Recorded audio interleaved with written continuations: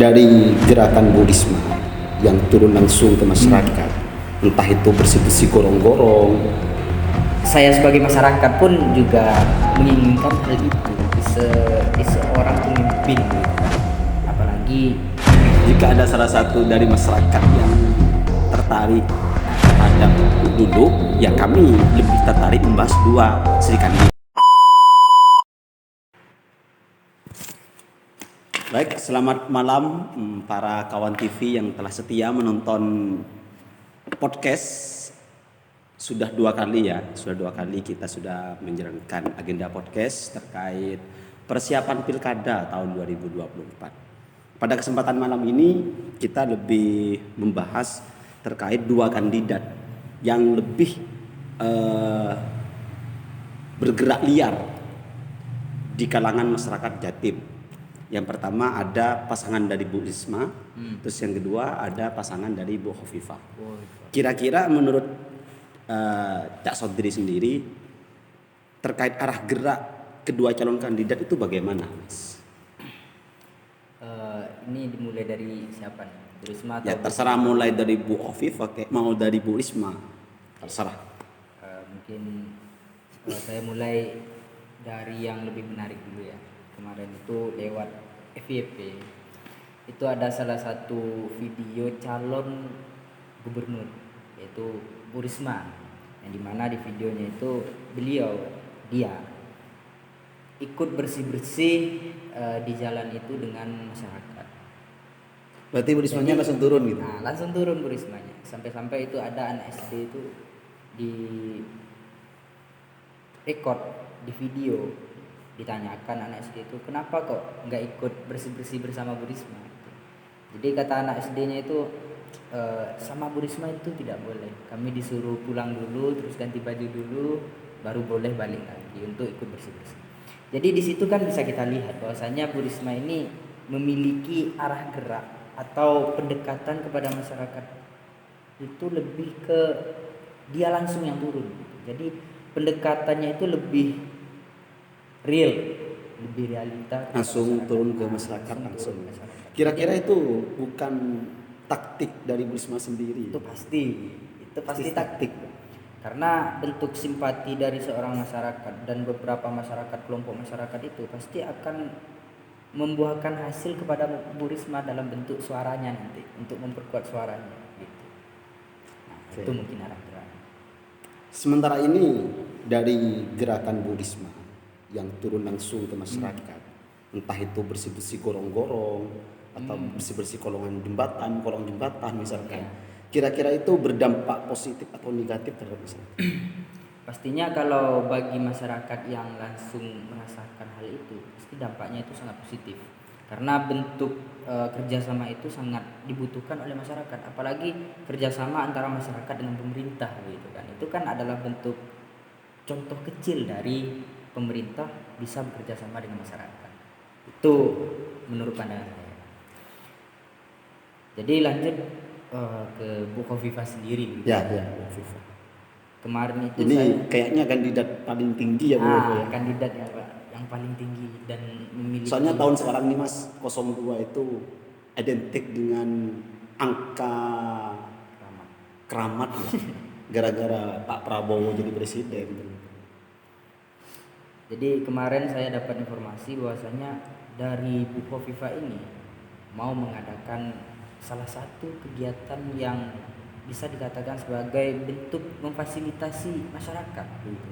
Jadi bentuk kegiatannya itu semacam hiburan untuk masyarakat, dan itu kegiatannya akan digelar di Jember. Kapan tuh Mas? Insya Allah itu hari Minggu. Jadi itu kan salah satu bentuk arah geraknya Bu Khofifah ini lebih ke memfasilitasi masyarakat. Beliau tidak langsung turun ke masyarakat, melainkan dia itu menunjukkan bahwasanya dia itu adalah pemerintah yang memfasilitasi masyarakat, yang tugasnya itu sebagai pembantu masyarakat. Itu juga termasuk hal yang positif. Berarti kayak menggelar kegiatan konser itu ya. Tapi kok di Jember toh sih Mas?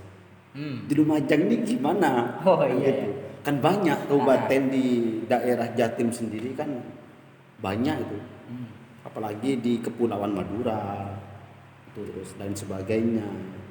Kira-kira itu akan ada lagi gelar-gelar seperti itu apa enggak? Menurut masnya sendiri bagaimana? Jadi menurut pandangan saya sendiri itu kalau kita telaah, pasti ketika seseorang itu mengadakan kegiatan di suatu tempat, itu bisa jadi tempat itu dia kuasai atau tidak dia kuasai, begitu Mas. Jadi Jember itu belum tentu dikuasai oleh Bu Khofifah. Maka dari Sehingga itu perlu diadakan gelar seperti itu. gelar seperti itu Untuk agar menarik perhatian masyarakat khususnya di Jember sendiri gitu. Dan juga di Lumajang kira-kira bentuk dukungan dari masyarakat kepada Bu Khofifah ini berapa persen gitu. Lihat dulu, entah itu di bawah 50%, jadi seharusnya Bu Khofifah harus memfasilitasi hal-hal yang sama juga. Itulah mungkin talaah politik kita. Harapan masyarakat sendiri bagaimana ke depan terkait kedua kandidat calon yang akan memimpin Jatim ke depan? Dua kandidat. Ikan dua kandidat. Oh, Anggap yang satu lagi rating. mana? Kurang tahu ya. Ini berbicara soal masalah rating. Rating tertinggi Iya. dari kedua pasangan calon. Ya soal masalah paslon yang lain kan ada tiga Sri Kandi kan. Betul. Saya lebih tertarik untuk membahas dua Sri Kandi karena ini sama-sama alumni seorang pemimpin. Yang Khofifah itu alumni gubernur, sedangkan Bu Risma sendiri alumni dari Wali Kota Surabaya. Sehingga perlu untuk kita cross check kembali seperti itu.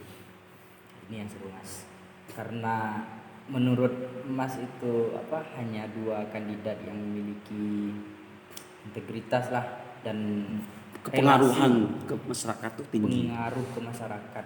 Ya benar, jika kita lihat Bu Khofifah dan Bu Risma ini juga memiliki power mulai dari segi kekuatan mereka dalam pendekatannya tadi, segi dari pengalaman mereka sebagai seorang pemimpin. Jadi wajar-wajar saja jika kita hanya menganggap hanya pertarungan dua Sri Kandi di sini. Ya, gitu. bisa jadi seperti itu. Iya. Jadi mohon maaf, bukan kami maksudnya untuk menghilangkan satu calon yakni Bu Lulu gitu ya. Ya mohon maaf para kawan TV jika ada salah satu dari masyarakat yang tertarik terhadap Bu Lulu, ya kami lebih tertarik membahas dua Sri Kandi di sini karena ini sama-sama calon yang memiliki pengaruh tinggi di wilayah Jatim. Monggo gimana Mas? Harapan dari masyarakat untuk kedua kandidat tersebut? Pastinya masyarakat memiliki harapan kepada seorang pemimpin, yaitu pemimpin yang jujur, kemudian yang anti korupsi, kemudian yang bisa bertanggung jawab atas setiap apa yang dia janjikan kemarin. Contohnya kemarin kan kita sudah membahas janji politik antara para Sri Kandi. Jadi saya sebagai masyarakat pun juga menginginkan hal itu di seorang pemimpin gitu kan, apalagi di calon gubernur ini. Tapi kalau soal berbicara anti korupsi ya Mas ya, kayaknya ini suatu yang berat. Karena mau tidak mau pasti meskipun itu 1%, meskipun itu berapa persen pun pasti ada. Tidak mungkin manusia itu bersih dari korupsi. Dan jika tidak ada korupsi, tidak mungkin 3 Sri Kandi ini akan bertarung. Iya, nah itu yang perlu kita perhatikan di sana sebenarnya. Jadi memang betul-betul harapan masyarakat bahwasanya menjadi sok pemimpin itu yang bisa mengayomi sebenarnya kan gitu Mas. Terutama di pedalaman desa kayak Madura, di kepulauan Madura, terus kayak di berbagai kota Jatim yang itu di bagian pelosok-pelosok yang tidak tersentuh oleh pemerintah. Kan itu yang menjadi harapan pemerintah, masyarakat. Bagaimana sosok pemimpin itu mampu mengayomi masyarakat seperti itu. Jadi bentuk tanggung jawabnya kepada setiap daerah itu harus ada. Gitu. Nah, Tapi saya tertarik ketika Anda mengatakan korupsi tadi kan. Gimana Setiap pemimpin itu pasti korupsi. Ya benar, itu kami pastikan bahwasanya setiap pemimpin itu pasti korupsi. Entah itu 1%, 2% atau tidak 3%. mungkin kalau kita bicara kebersihan seorang pemimpin Itu nggak ada. anti korupsi. Karena naiknya seorang pemimpin itu melalui politik gitu. Dan politik itu kita maknai sebagai sebuah kepentingan gitu. Kepentingan perut. Kalau lebih dasarnya politik itu adalah kepentingan perut. Betul. Urusan perut, Mas. Jadi kemarin di periode kemarin itu kan Bu Khofifah ini sempat dipanggil oleh KPK ya. Yang kasus korupsi itu kan. Atas tindakan korupsi gitu. Jadi benar Bu Khofifah ini memiliki pengaruh atau power dalam segi pengalamannya, jejak digitalnya begitu kan. Tapi jejak digital yang kurang baik itu masih ada gitu. Jadi kekhawatiran pastinya terhadap tim-timnya Bu Khofifah ini adalah jejak digital ini, yang dimana Bu Khofifah ini pernah dipanggil oleh KPK dalam tindakannya korupsi gitu. Jadi ya kalau seandainya memang terpilih nanti Bu Khofifah, itu jangan sampai hal yang kedua kalinya terjadi lagi. Biar tidak menjadi kekecewaan dari masyarakat. Biar gitu. tidak menjadi rekam jejak yang buruk, dua kali yang buruk lah. Sehingga mau mencalonkan diri ke depan yang lebih tinggi itu tambah sulit. Sangat sulit gitu kan. Terus kira-kira ini kan pilkada sudah dekat, Mas. Kisaran hitungan hari lah. Betul. Tanggal 27 sudah pesta rakyat. Pesta rakyat terkait momentum politik pilkada. Kira-kira ke depan ini tidak akan ada lagi nggak gerakan-gerakan yang masif dari para dua kandidat calon? Entah itu 3 kandidat tiga sedikandi ini. Pastinya gini, Mas. Semakin dekat pemilu, itu pasti akan semakin banyak juga kegiatan-kegiatan yang digelar oleh para calon ini. Intinya gerakan-gerakan masif itu. Gerakan masif yang dimana tujuannya itu untuk menarik hati rakyat, suara rakyat begitu. Jadi semakin mepet dengan hari pemilu, pesta rakyat, semakin beraktivitas itu para calon. Jadi kalau seandainya hanya diam, ya jangan harap beraktivitas, tapi kita sudah jadi malah menghilang. Itu yang rawan, Mas. Yang sering terjadi dari seorang pemimpin itu ketika dia itu mencalonkan diri. Mungkin para kawan-kawan TV ini sangat tahu betul ya, Mas ya. Kadang itu banyak dari pemimpin itu ketika dia ingin naik menjadi mencari jabatan, dia dengan sukarela turun langsung ke masyarakat.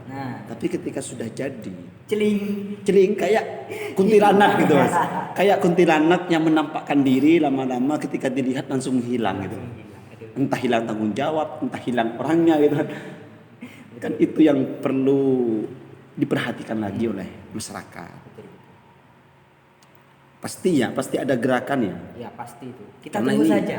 Karena ini sudah dekat, Mas. Sudah hitungan hari lah. Semakin banyak gerakan yang mereka buat, semakin banyak juga pembahasan kita. Bukan? Iya, semakin banyak. Ini semakin ada tema podcast yang perlu kita ulas, Mas ya. Semakin dekat, semakin banyak apa yang perlu kita bahas. Betul. Karena pada sejatinya kita selaku masyarakat akan memilih sosok pemimpin yang memiliki rekam jejak yang baik. Betul. Ada harapan nggak untuk para calon atau kepada masyarakat? Ya, mungkin kepada sosok pemimpin dulu ya. Harapan saya sebagai seorang pemuda begitu kan, menjadi seorang pemimpin itu siapa saja itu bisa. Dan menjadi seorang pemimpin, usahanya sebelum jadi pemimpin itu pasti sangat menggebu-gebu. Tapi jangan sampai setelah menjadi seorang pemimpin melupakan tanggung jawabnya sebagai pemimpin. Langsung hilang dari peradaban begitu kan. Apalagi sampai lupa terhadap masyarakat begitu. Itu jangan sampai. Jadi kalau bagi saya sendiri, Mas, saya teringat dengan perkataan dari Ki Hajar Dewantara, Mas. Apa itu? Ini yang sangat perlu ditanamkan di kepala sosok pemimpin sebenarnya. ingarsa suntulada. Yaitu dari depan itu kita memberikan sebuah dorongan teladan yang baik terhadap masyarakat, memberikan contoh seperti itu. Yang kedua, ing matia mangun karsa. Jadi dari tengah kita memberikan sebuah motivasi, tidak hanya memberikan teladan yang baik, tidak hanya memberikan dorongan yang baik, tapi memberikan motivasi terhadap masyarakat, sehingga masyarakat kecil itu punya semangat untuk selalu beraktivitas. Kadang banyak dari masyarakat itu, Mas, ketika sudah adanya politik, dia fanatik terhadap salah satu paslon, sehingga dia itu dengan sukarela mencaci maki orang lain. Mencaci maki, entah itu merosting jelek-jelek, memberikan keluar-keluar yang dampaknya negatif kepada orang yang berbeda pandangan dengan kita. Kan seperti itu kadang-kadang. Intinya menjatuhkan. Jadi seorang pemimpin itu harus mampu memberikan sebuah dorongan yang baik, sebuah motivasi yang bagus. Terus yang ketiga itu tuturi handayani, dari belakang memberikan sebuah dorongan, memberikan dorongan agar masyarakat itu tetap untuk selalu beraktivitas yang baik, berpikir yang cerdas. Seperti yang saya katakan kemarin itu, Mas, kalau kita kerja kita akan kaya, kalau kita gak kerja kita bakalan miskin. Apapun kita itu fanatiknya terhadap orang, kalau kita agak kerja ya tetap miskin seperti itu. Betul, sepakat. Itu kira-kira Mas ya. Jadi harapan dua kandidat calon, tiga kandidat calon ya, tiga kandidat calon. Bagaimana sekiranya memberikan teladan yang baik, memberikan contoh yang baik. Jadi harapan dari Mas Sodri tadi itu bagaimana jangan sampai hilang tanggung jawab. Ketika sudah jadi menjadi seorang pemimpin malah hilang. Itu jangan sampai, Mas. Jangan sampai. Jadi untuk ke depan ayolah kita bersemangat sehat dalam berpolitik. Itu, Mas ya. Ada harapan terakhir? Wes Cukup kita ya. Lanjutkan. Kita akhiri dulu karena ini tidak akan selesai pada malam ini, guys. Tentunya kita akan terus membahas dan mengcek sosok pemimpin Jatim. Karena kita dari Jatim, Mas ya. Betul. Kita dari Jatim, maka kita akan kontrol terus sebagai agent of control. Kita mahasiswa kan dikenal dengan agent of change, agent of sosial, agent of control. Jadi bagaimana kita harus mengontrol sistem itu, mengontrol pemimpin, mengontrol kebijakan gitu, Mas. Itu ya. Tetap dukung channel Kawan TV ini agar selalu progres ke depannya. Wallahul muwaffiq ila aqwamit thoriq. Wassalamualaikum warahmatullahi wabarakatuh.